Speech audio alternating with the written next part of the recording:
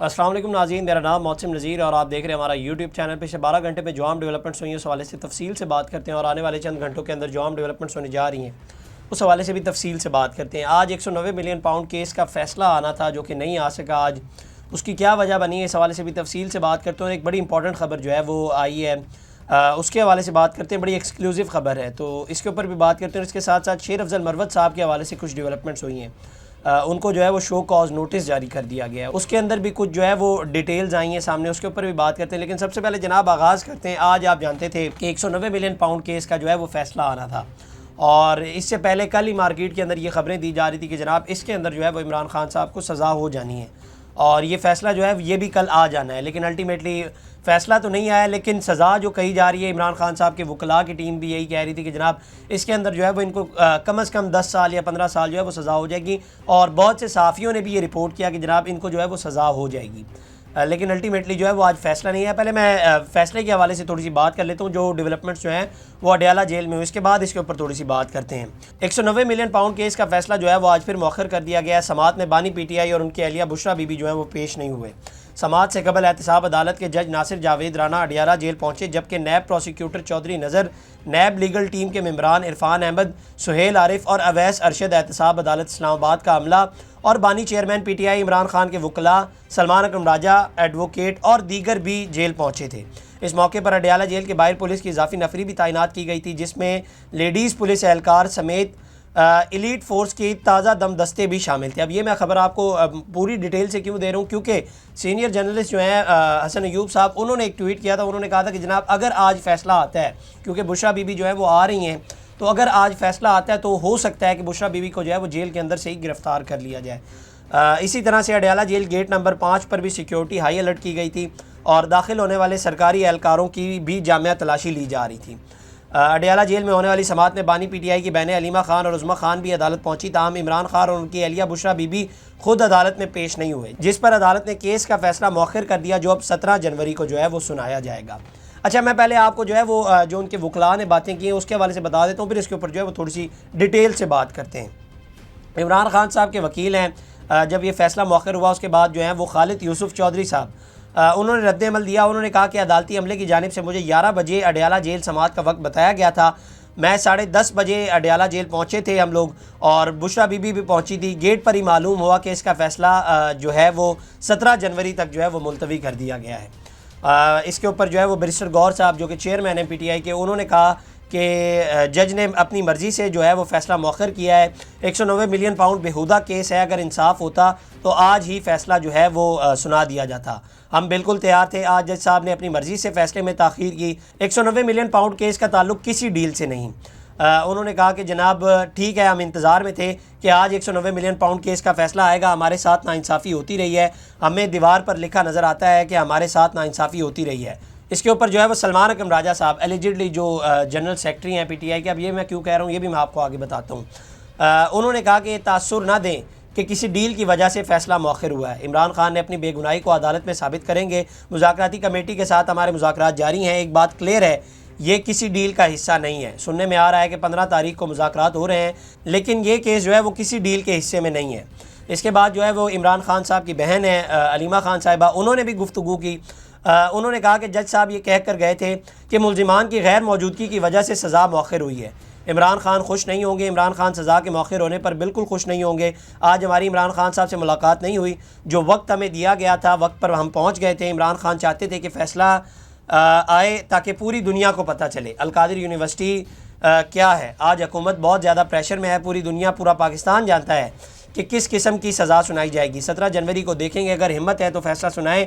Deal का लफ्ज़ सुन कर हम थक गए हैं। इमरान खान ने बस न्यूट्रल एम्पायर लगाने की बात की थी। मुज़ाकराती कमेटी में इमरान ने बताया कि अभी तक हुकूमत का कोई मुतालबा जो है वो सामने नहीं आया। अच्छा, ये जो है वो ओवरऑल गुफ्तगू की गई और अल्टीमेटली जो है वो फ़ैसला मौखर कर दिया गया। अब इसके अंदर जो है वो चंद एक एंगल्स हैं। वो एंगल्स क्या हैं कि 11 बजे जो है वो फ़ैसला आना था और जज साहब ने कहा है कि जनाब मैं जो है वो 8:30 बजे ही आ गया था। तो उसके बाद जो है वो आम तौर पर ऐसा होता है, तो फ़ैसला तो जो है वो 11 बजे से पहले ही मौखर कर दिया गया था।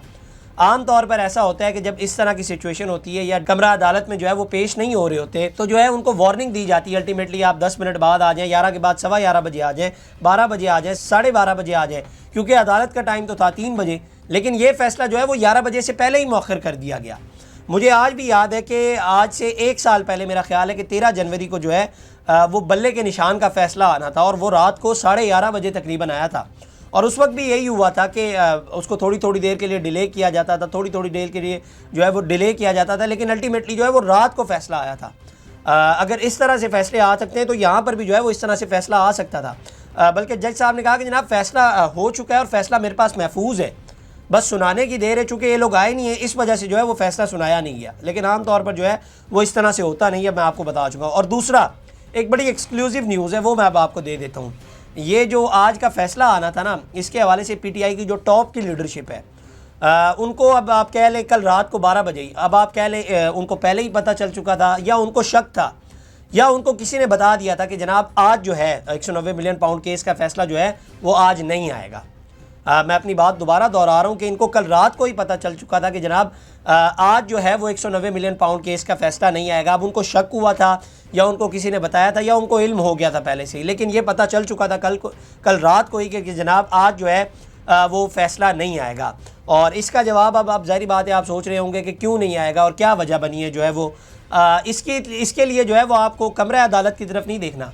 ज़ाहिर बात है आमतौर पर तो ऐसा ही होता है कि कमरा अदालत की तरफ देखते हैं, जज साहब ने ही फ़ैसला देना था, लेकिन इसके लिए जो है वो आपको वो जो मुज़ाकराती कमेटी टीम बनी है ना, उनका जो कमरा है ना उधर आपको देखना होगा, क्योंकि जो मुज़ाकराती टीम दूसरी साइड से बनी है या जो मुज़ाकरात करवाना चाह रहे हैं उनको जो है वो पीटीआई का ये एटीट्यूड नहीं पसंद आ रहा। उनको ये है कि जनाब ये जो मुतालबात रखे जा रहे हैं, 2 डिमांड्स हमारी पूरी की जाएँ, ये जो एटीट्यूड है ना ये उनको पसंद नहीं आ रहा। और इसी वजह से उन्होंने इनको बताया भी है कि जनाब अगर आपका एटीट्यूड यही रहा तो ठीक है, फिर फ़ैसले जो है वो फ़ैसला जो है वो डिले होता रहेगा। और वही हुआ कि फ़ैसला जो है वो आज डिले कर दिया गया। दूसरा एक और जो बात की जा रही है बहुत सी, जो एनआरओ वाली बात हो रही है कि इमरान खान साहब मांग रहे हैं या वो लोग मांग रहे हैं, अब ये भी मुख्तलिफ डिबेट है, अब ये बहुत बड़ी डिबेट है, इसके अंदर जारी बात है डिटेल में बात करेंगे तो बहुत ज़्यादा टाइम हो जाएगा, लेकिन ओवरऑल मैं आपको बता देता हूँ। तो ये एनआरओ वाली जो बात है ना, बेसिकली वो ये है कि जनाब अगर आपको जो है वो इतना एक रिलीफ दिया जाता है या इतनी एक डील दी जाती है कि संडे वाले दिन भी जो है वो अडयाला जेल के दरवाजे खुल जाते हैं और आपकी मुज़ाकराती टीम जो है वो इमरान खान साहब से मुलाकात के लिए चली जाती है, तो इसका मतलब ये है कि आपको स्पेस दिया जा रहा है।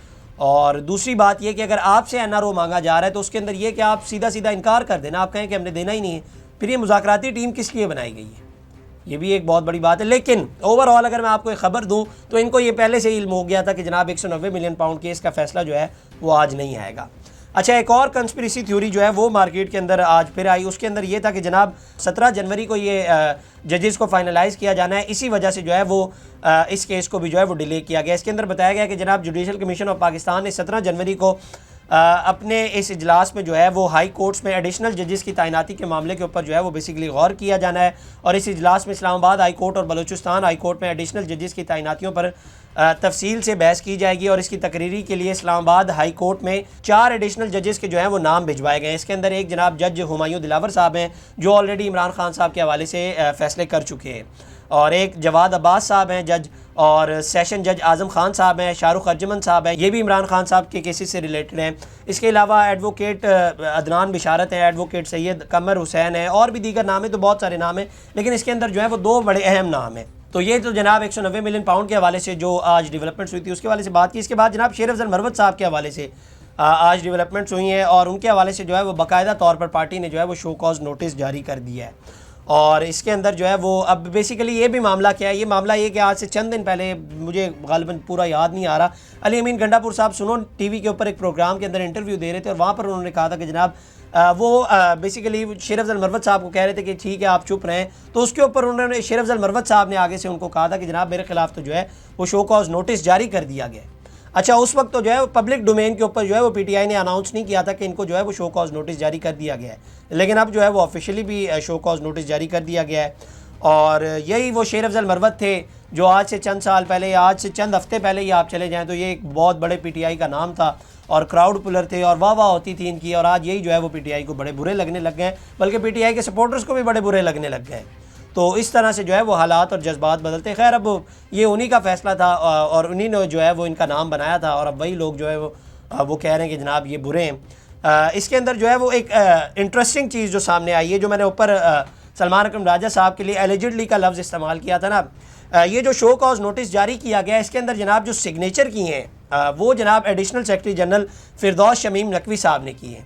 अब आम तौर पर ऐसा होता है जब इस तरह के शो कॉज नोटिस या जारी करने होते हैं तो उसके अंदर जो है वो सेक्रेटरी जनरल के जो हैं वो सिग्नेचर होते हैं, लेकिन इसके अंदर जो है वो एडिशनल सेक्रेटरी जनरल की जो है वो सिग्नेचर लिए गए हैं। और यही बात जो है वो शेर अफजल मरवत साहब का ओपिनियन था और यही उनका पॉइंट ऑफ व्यू था कि जनाब इनका तो नोटिफिकेशन भी अभी तक नहीं आया और ये तो दस्तखत भी कहीं पे नहीं कर सकते। तो यही चीज़ जो है वो आज यहाँ पे हुई।